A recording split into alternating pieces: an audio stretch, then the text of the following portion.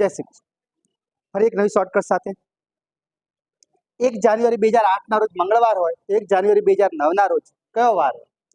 આપણે જાણો છો કે સામાન્ય વર્ષ હોય કે જેમાં 365 દિવસ હોય, એમાં એક અધિક દિવસ હોય છે. 365 દિવસ છે ને આપણે 7 વાર વડે ભાગો છો તો આપણે જાણો છો કે 52 અઠવાડિયા આવે છે અને એક દિવસ વધે છે.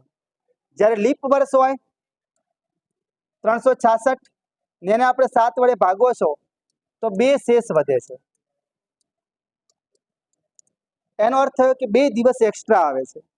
તો 2008 ની સાલ છે ને લીપ વર્ષ છે, એટલે આનો મતલબ એ થયો કે 1 જાન્યુઆરી એટલે કે 1/1/2008 ના દિવસે જો મંગળવાર હોય તો એના પછીની જે સાલ આવે છે ને તો એનો મતલબ થયો કે ફેબ્રુઆરી મહિનામાં 1 દિવસ એક્સ્ટ્રા આવે છે.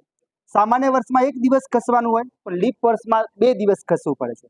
એટલે 1/1/2009 આપણે કે તો બુધવાર નહીં પણ ગુરુવાર આવે.